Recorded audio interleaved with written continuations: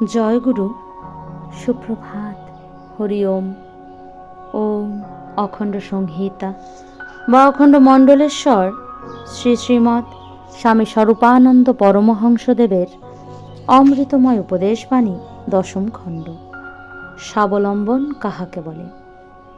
একজনের প্রশ্নের উত্তরে শ্রী শ্রী বাবামুনি বলিলেন, স্বাবলম্বন কথার মানে হচ্ছে নিজের কাজ নিজে করা, নিজের কাজ নিজে দেখা, পরের উপরে নিজের কাজের ভার না দেওয়া, পরের চোখে নিজের কাজ না দেখা। যে যতটা পারো নিজের অভাব নিজে মোচন করো। তোমার অভাব মোচনের জন্য অপরের সাহায্যের প্রতীক্ষায় বসে থেকো না। তোমার দুঃখের প্রতিকার, তোমার অভাবের বিদরণ ভগবান এসে করে দেবেন ভেবে ভগবানের উপরেও ভার দিও না। ভগবান তো সব কিছুই করতে পারেন, কিন্তু তবু তিনি কত কিছু করার ক্ষমতা তোমাকে দিয়েছেন। সেই ক্ষমতার তুমি সদ্ব্যবহার করো, এটা নিশ্চয়ই ভগবানের অভিপ্রায়।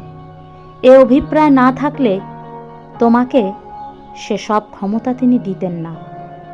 সত্য বটে, তোমার সকল ক্ষমতাই সীমাবদ্ধ, কিন্তু ভগবৎ প্রদত্ত ক্ষমতার পূর্ণ সৎপ্রয়োগে যে ক্ষমতার পরিমাণ বাড়ে, এ কথাও তো প্রত্যক্ষ সিদ্ধ।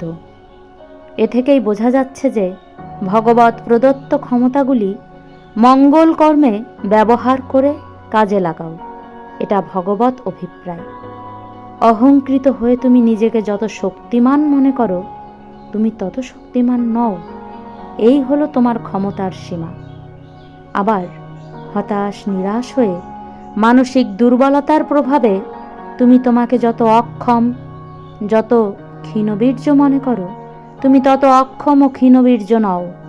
এই হলো তোমার ক্ষমতার বিশেষত্ব।